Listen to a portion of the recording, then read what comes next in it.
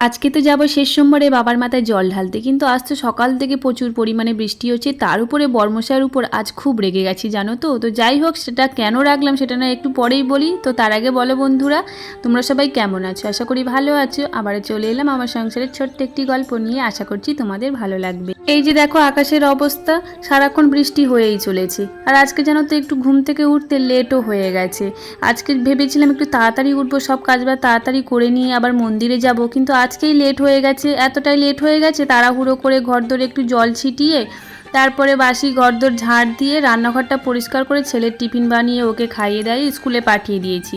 দিয়ে তারপরে ভাবলাম আজকে তাহলে ঘরটা একটু ভালো করে মুছে নেব, হাত দিয়েই মুছবে। সবসময় লাঠি দিয়ে মুছি, তো ওই জন্য করে ভালো পরিষ্কার হয় না, কোন টোনগুলো ভালো করে পরিষ্কার হয় না যতটা হাতে পরিষ্কার হয়। তো সেই জন্য করে ভাবলাম আজকে হচ্ছে কি একটু হাত দিয়ে মুছবো ঘরটা ভালো করে। তো ওই জন্য হাতটা দিয়ে মানে নেতা দিয়ে ভালো করে মুছে নিলাম। তো ভালোই পরিষ্কার হয়, মাঝে মধ্যে এরকমই করে থাকি। তো যাই হোক, তারপরে হচ্ছে গিয়ে এত বৃষ্টি হচ্ছে আজকে, তো বাইরে কিছুতেই নামতে পারছি না। মানে আমি তো নিচে নেমে ভালো করে বাসন থালা মানে ধুই মাজি, ওখানেই নিচেই সবই করি। তবে উপরে কখনো আমি আসি না এভাবে মানে ধুতে মাজতে। তো ঠাকুরের বাসন নিয়ে আজকে আমাকে উপরে উঠতেই হলো, বৃষ্টি কিছুতেই থামছে না। নিচে নামলে তো পুরোটাই ভিজে যাব। আর তাড়াহুড়োও রয়েছে যে মন্দিরে যেতে হবে, তারও একটা ব্যাপার রয়েছে, ছেলেকে আনতে যেতে হবে সেটারও একটা ব্যাপার রয়েছে। সব দিক সামলাবো কী করে সেটাই মাথার মধ্যে চলছে এখন সারাক্ষণ। এই জন্য করে চলে এসেছি ছাদের উপরে। ছাদের উপরে এই যে এসে এখন বাসনগুলো ভালো করে পিতাম্বরী পাউডার দিয়ে মেজে নিলাম। আর পিতাম্বরী পাউডার দিয়ে মাজলে কী বলে তাড়াতাড়িও হয়ে যায়, আর ভালো বাসনগুলো পরিষ্কারও হয়, চকচকেও হয়। তো এখন হচ্ছে কি চলে এলাম বাসনগুলো মেজে আমার ঠাকুর ঘরে। আর দেখতে পাচ্ছ আমার গোপু সোনাদের কতগুলো জামা, সেগুলো মেলতে পারছি না, এইভাবে মেলে রেখেছি, কিছু জামাও শুকাচ্ছে না। মানে এতটা পরিমাণে বৃষ্টি হচ্ছে না, মানে বিরক্ত লাগছে, ভালো লাগছে না জানি, এরকমই একটা ব্যাপার হয়ে যাচ্ছে। বৃষ্টি হওয়ার জন্য যেন ঘর বাড়ি স্যাঁতস্যাঁতে কেমন একটা ভাব, নিজের যেন ভালো লাগে না। তো সেই জন্য করে তো যাই হোক, আজকে হচ্ছে বর্মশাইয়ের উপরে কেন রাগটা রেগে গেলাম জানো তো। এই যে দেখো এতগুলো মানে এত ফুল নিয়ে এসেছি, আমার থালা আর ধরছে না। দেখো মানে বলেছিলাম যে একটু মানে মন্দিরে নিয়ে যাব, এখানে পুজো দেব, তো আর কি কিছুই না বুঝে মানে বলেছি আকন্দ ফুল আনতে, একটা পদ্ম ফুল আনতে, বেলপাতা আনতে, ওটুকুই নিয়ে এসেছে। যেটুকু বলেছি সেটুকু নিয়েছে, তার থেকে আর বেশি কিছু নেয়নি। তো যতটুকু আমি বলবো ততটুকুই নেবে, এর বেশি নেয় না যদিও বা। কি বলবো বলো তো, আমারও বলাটা হয়তো ভুল হয়েছে। তো যাই হোক, ওই ফুল দিয়ে আর গাছের এখন তো সেইভাবে ফুল ফোটে না, তবে যেটুকু ফুল ফুটেছে সেটুকু আর কি নিয়ে আসলাম। নিয়ে এসে আর কি এইভাবে এখন ঘরটাতে মানে ঘরের মন্দিরে আর কি সুন্দর করে পুজো দিয়ে নিলাম। তো লেটও হয়ে গেছে, তাড়াহুড়ো করে ছুটলাম এখন মন্দিরের দিকে। আমার বান্ধবী এসছে, ওকেও বলেছিলাম যে দুজনে একসাথে যাব। তো ওই জন্য ও চলে এসেছে। ও এসে আমার হাতে একটু কাজও করে দিয়েছে আমার ঠাকুর ঘরে, জানো তো। তো যাই হোক, এখন হচ্ছে দুজনে বেরিয়েও পড়েছি। এই যে দেখো একটা ছাতা নিয়ে বেরিয়েছি, আর বড় একটা ছাতা, ওই যে দাদুর লাঠি যে বলে, দাদুর একটা বড় ছাতা বলে, সেই বড় ছাতা নিয়ে বেরিয়েছি। একটা ছাতাতে দুজনের হয়ে গেছে। আর এত পরিমাণে বৃষ্টি হচ্ছে, বাবার এই যে যাওয়ার রাস্তায় জল পুরো ভর্তি, জল বেঁধে গেছে। তো এই যে দেখো এখন হচ্ছে আমরা মন্দিরে চলে এসেছি। আর এটা হচ্ছে কি আমাদের জোড়া মন্দির, জোড়া শিব আছে। এই যে এখানে একটা মানে দুটো মন্দির পাশাপাশি, আর মাঝখানে রয়েছে, এখানে হচ্ছে মাঝখানে তোমার হয়েছে, ওটাও ভুলে যাচ্ছি গো, ওটা হচ্ছে কি নন্দী মহারাজ। তো যাই হোক, তো এখানে এখন চলে এসেছি মন্দিরে। এসে এখন বাবার পুকুরে চলে এসেছি। এখানে জল ছিটিয়ে নেব, পা হাত পা ধুয়ে তারপরে মন্দিরে যাব।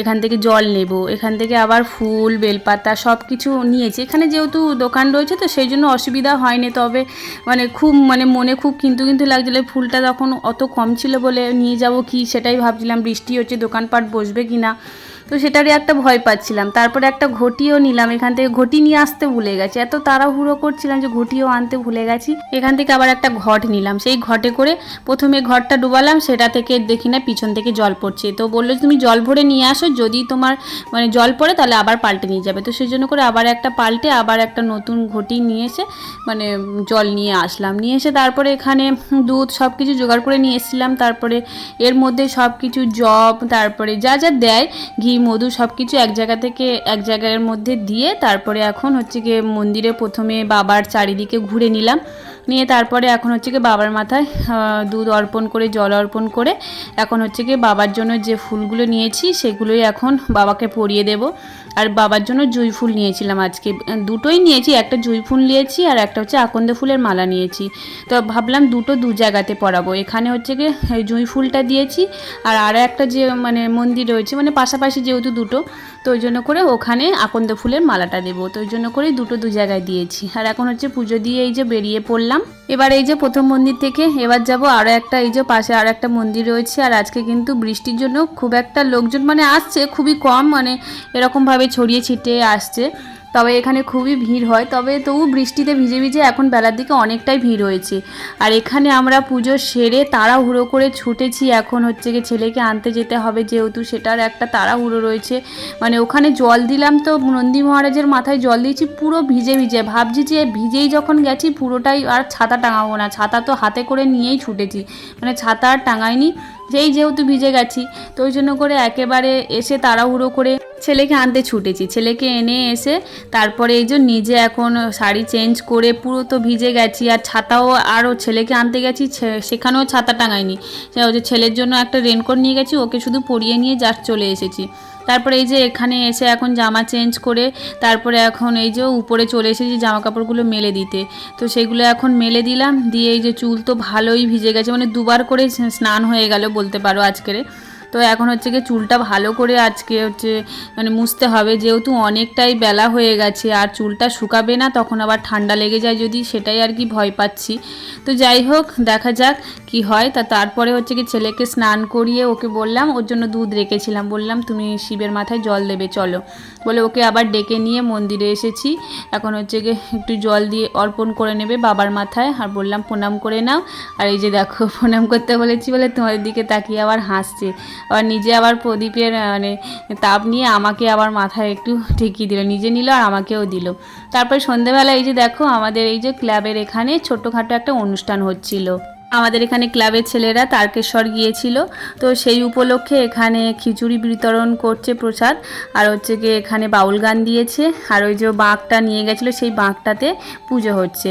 তো কিছুক্ষণ এখানে ছিলাম, যেহেতু সারাদিনই উপোস ছিলাম আজকে, সন্ধেবেলা আবার মানে সন্ধেবাতি দিয়ে তারপরে আর কি আমি একটু সাবু আর তারপরে একটু খেয়েছিলাম ফল প্রসাদ যেটুকু দিয়েছিলাম, সেইটুকুই খেয়ে আজকে আমার দিনটা কেটেছে।